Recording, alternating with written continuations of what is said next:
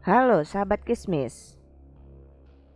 Keberadaan santet jodoh buntu masih sangat sering digunakan dan diminati oleh sebagian masyarakat tertentu. Santet jodoh buntu merupakan santet yang digunakan untuk membuat jodoh orang menjadi buntu karena enggan menikah atau aura ditutup.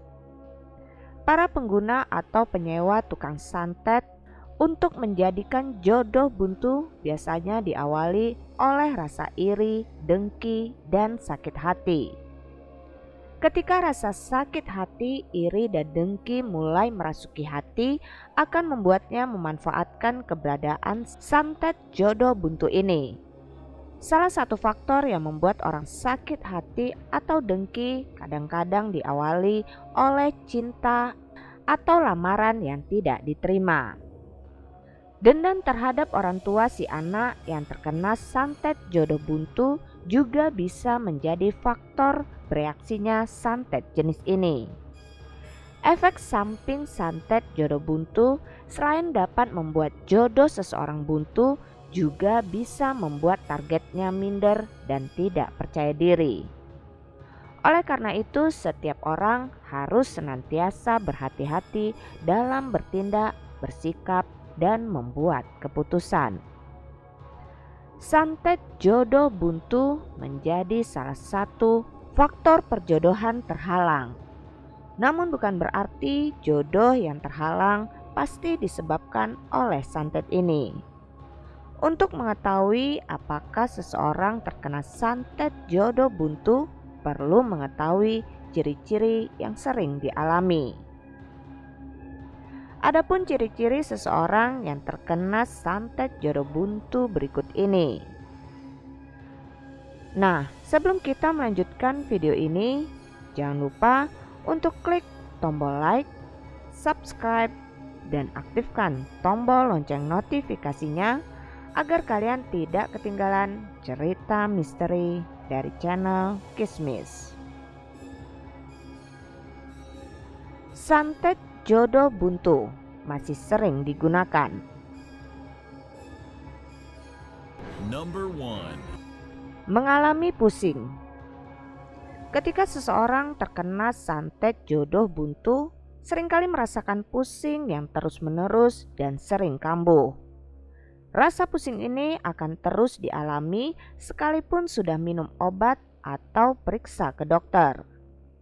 Jika rasa pusing sembuh karena minum obat, sejenak kemudian akan kambuh lagi dan hingga akhirnya akan sembuh sendiri.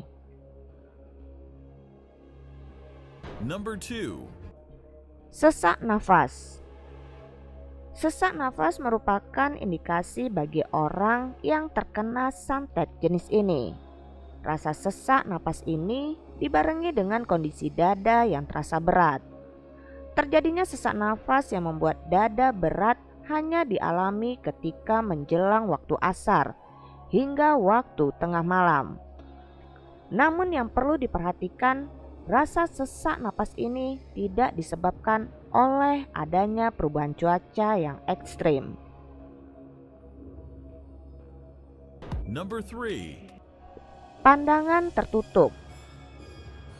Maksud dari pandangan tertutup yaitu setiap memandang lelaki selalu tampak buruk atau tidak tampan dan tidak menarik perhatian. Number 4. Melamun.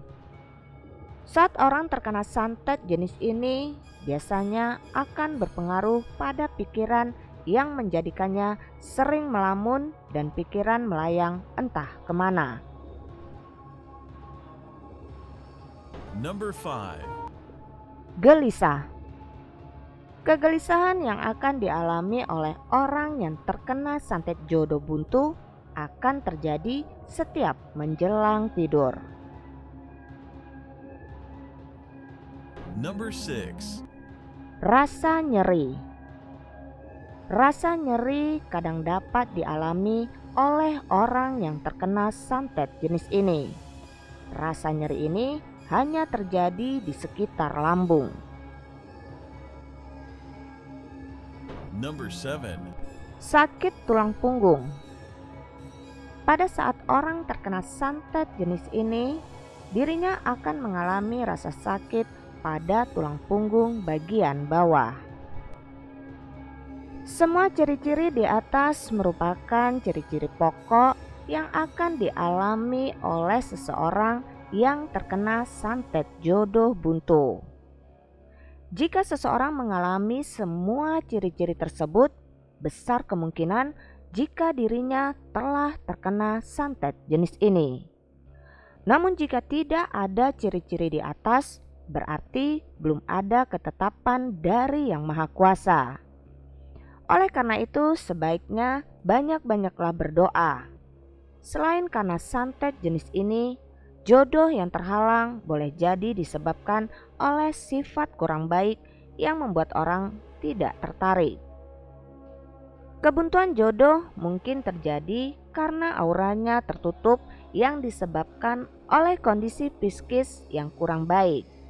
Misalnya tidak percaya diri, pesimis, dan lain-lain. Percaya atau tidak, semua tergantung kepada diri kita yang menyikapinya.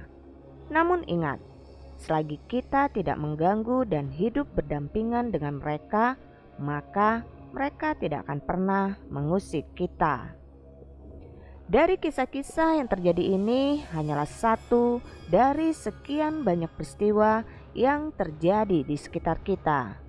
Banyak hal yang tidak kita pahami secara logika di dunia ini, namun bukan berarti mereka tidak ada.